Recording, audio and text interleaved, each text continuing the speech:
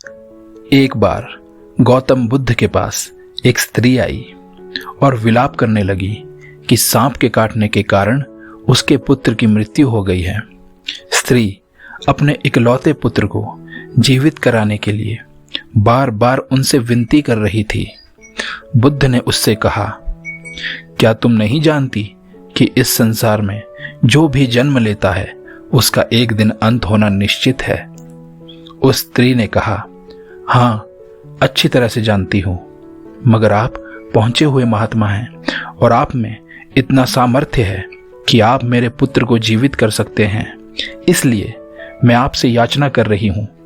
मेरा बेटा मेरी इकलौती संतान थी। मैं आपसे उसके जीवन की आस लेकर आपके पास आई हूं, मगर आप तो मुझे उपदेश दे रहे हैं।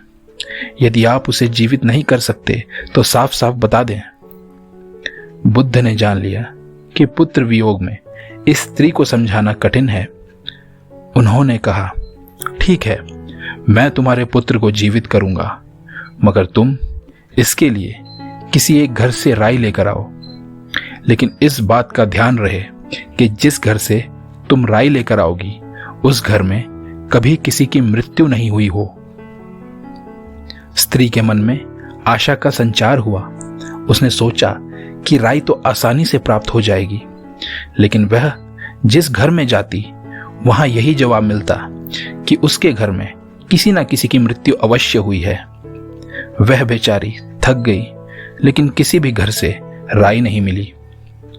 उसे यह बात समझ आ रही थी कि मृत्यु एक अटल सत्य है और हर किसी को कभी न कभी इसका सामना करना पड़ेगा।